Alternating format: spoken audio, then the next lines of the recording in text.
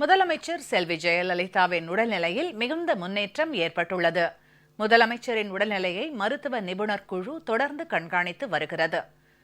முதலமைச்சர் பூரண நலத்துடன் மிக விரைவில் வீடு திரும்புவார் என்றும் மக்கள் நலப்பணிகளை தொடர்ந்து மேற்கொள்வார் என்றும் அஇஅதிமுக தெரிவித்துள்ளது.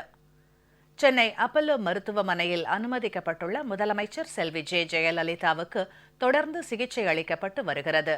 சிறப்பு மருத்துவ குழுவினர் முதலமைச்சரின் உடல்நிலையையும் சிகிச்சையையும் தொடர்ந்து கண்காணித்து வருகிறார்கள். சிறப்பான சிகிச்சைகளை தொடர்ந்து முதலமைச்சர் உடல்நிலையில் மிகுந்த முன்னேற்றம் ஏற்பட்டுள்ளது என்று அப்பல்லோ மருத்துவமனை அறிவித்துள்ளது.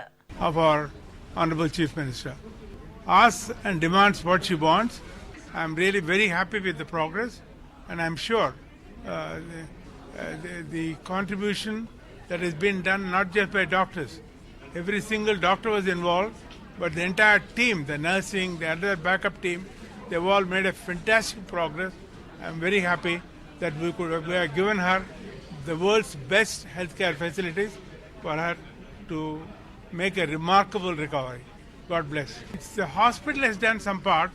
There are millions of people across the nation who have prayed for her.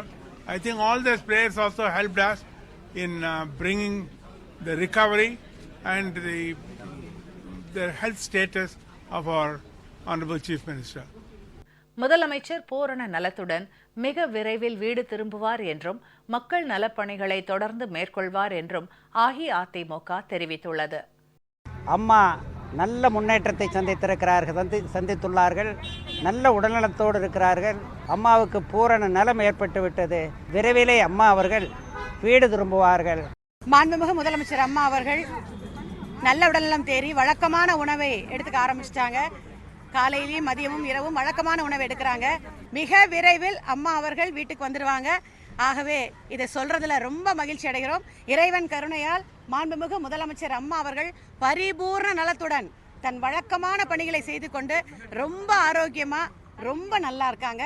தமிழக மக்கள், உலகத்தில் உள்ள அத்தனை மக்களும் இந்த பிரார்த்தனையை செய்து இப்ப சஷ்டி பூஜை கூட தினமும் நடந்துட்டு இருக்கு. ஆக எல்லாமா சேர்ந்து எங்கள் அம்மாவுக்கு பரிபூரண நலத்தை கொடுத்திருக்கு. ஆண்டவனுக்கு மிக்க நன்றி.